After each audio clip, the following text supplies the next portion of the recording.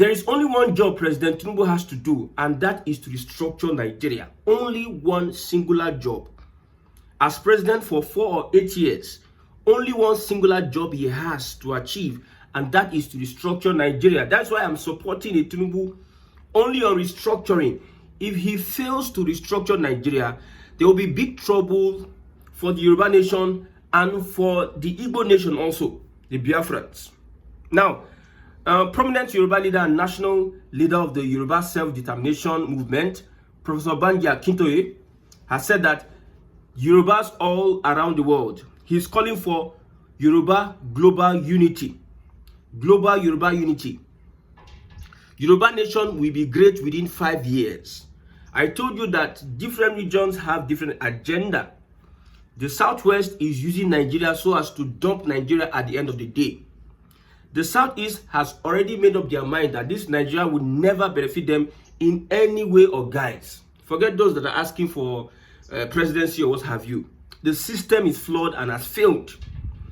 Now, the northern region, the middle belt, are still deciding their future. I don't know what, because they are a new kid on the block. They just had to distance themselves from Arewa.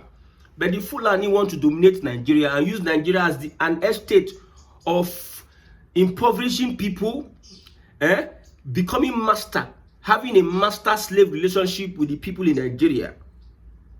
So Tinubu, as a southern president, has just one duty, and that duty is to restructure Nigeria. If he doesn't restructure Nigeria, Yoruba nation is in trouble.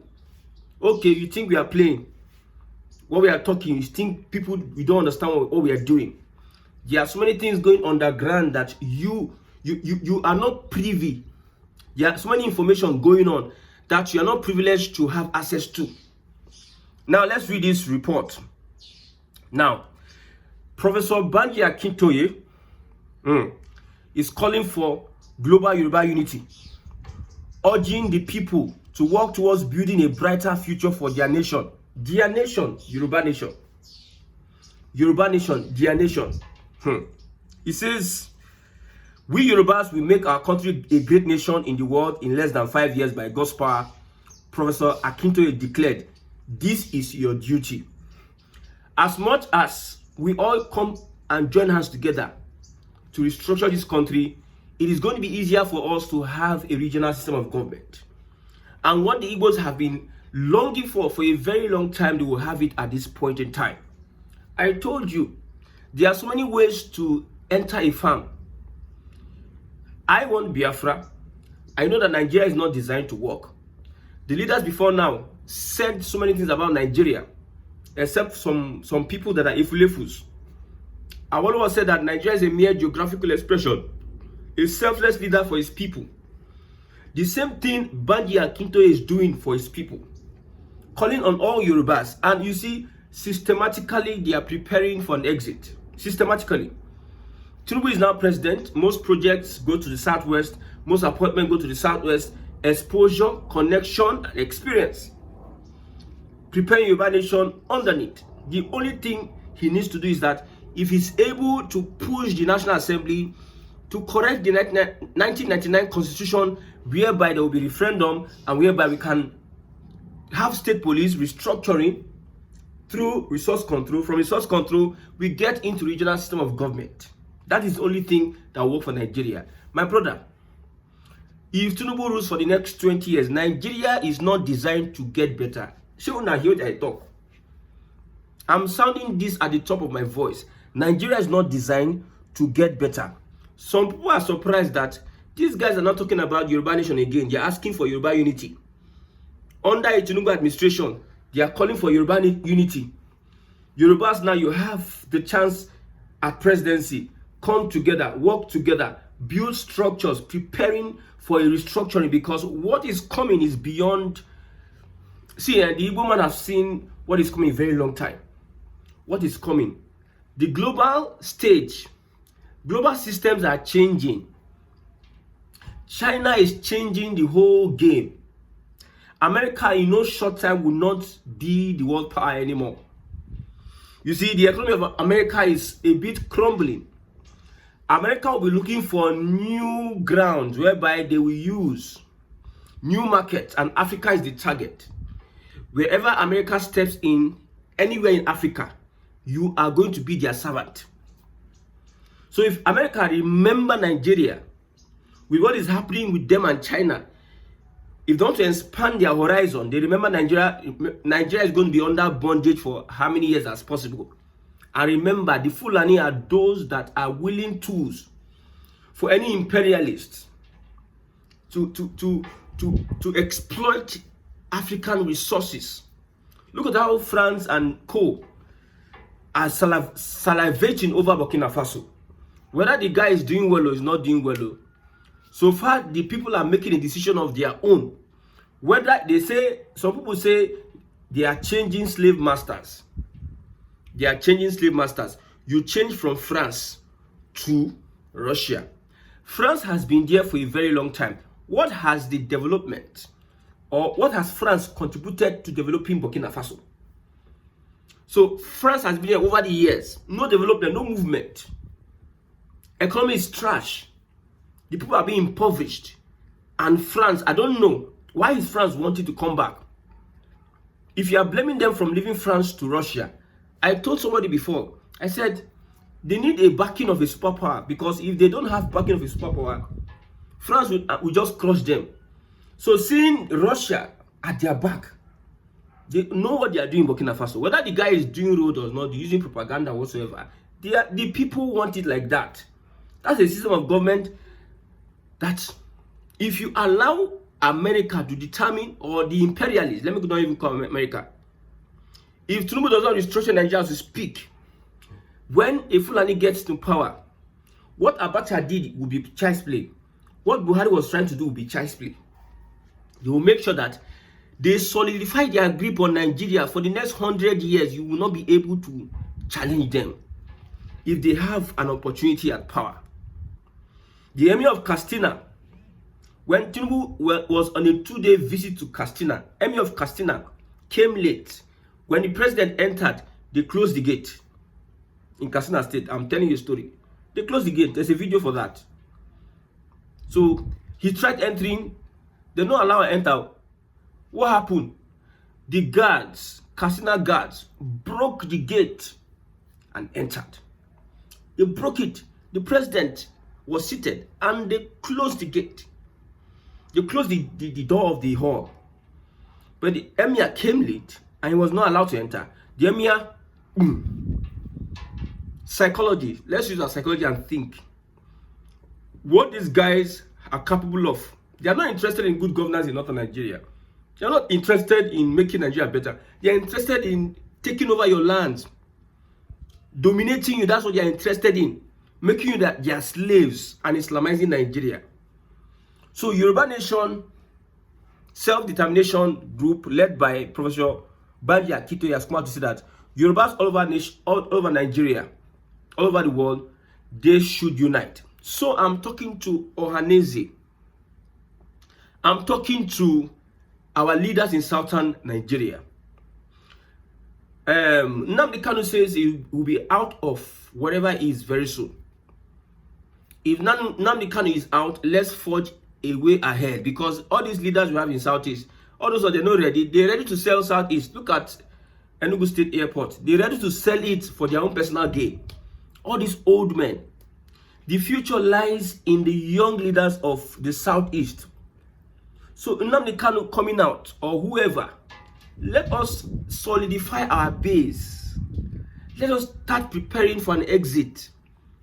We are sounding the gong now, and you people think that it is play, it is child's play. When it's set, I will come down and say, I tell you now. You see, the funniest thing is that even the Tinubu himself is more focused on 8 years and spreading his political dynasty. Whether he'll be able to unite all Yorubas all over the world, for Yoruba nation, that is another thing entirely.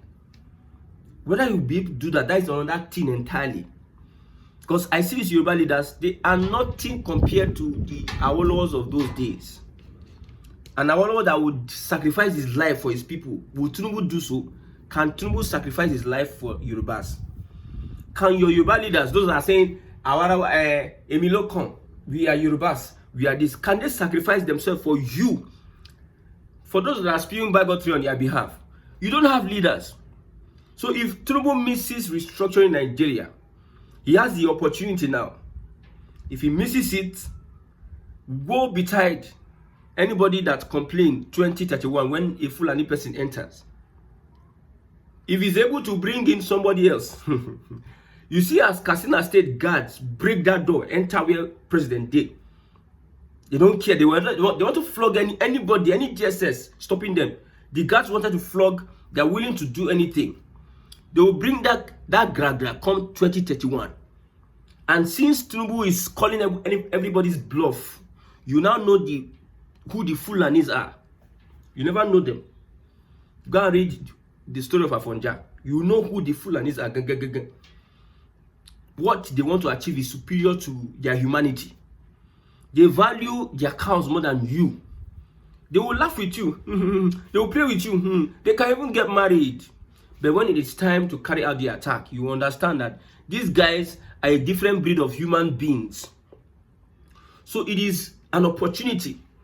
I'm not only speaking for I'm also speaking for my people. We already said, if you're ready for Biafra, I spoke to some people the other time. They said they are ready to leave their shops, my Igbo brothers, leave their shops for Biafra. So somebody asked me, why am I calling Biafra? I've told you, Nigeria, the way Nigeria is organized, the foundations on which Nigeria is organized is not going to work. It's not going to work.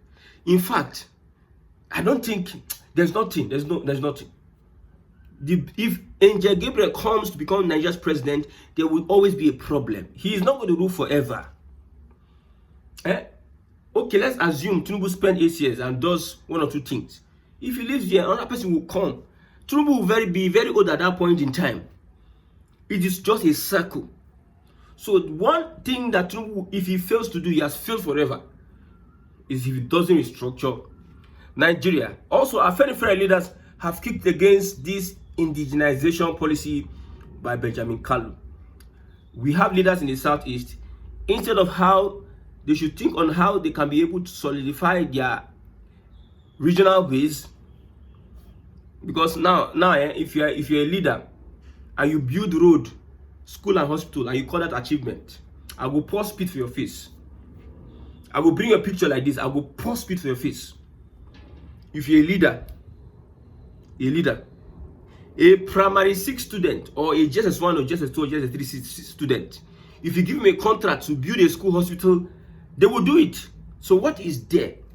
So Igbo leaders need to look beyond. They need to all these things should be even put in place without making noise. Look at JAM, education-wise. The system that we are practicing is breaking us. We are losing it. 75% of people fail JAM, less than 200. 75% failed, less than 200. But my politicians in the southeast, they are thinking of indigenization policy. Indigene, if you stay for 10 years, become an indigene. Tell me history about the Igbo. Call 5 different Igbo people, ask them, tell me history about the Igbo people. 2 or 3 may not have any clue, but the other 2 will be telling you different stories. Let us organize ourselves, our house. Organize, what are you doing? That is your job. Today, this person say, Ekwere is not Igbo, Ibanke is not Igbo, this is not Igbo. If we have a pen down history of our people that can be achieved by elders, get this information from every community, every traditional ruler in every community. Let's tell our children our history as Igbo people. Let's preserve our language. Let's carry out press conference seminars. Let's push content creators that will be able to speak this language and teach our children.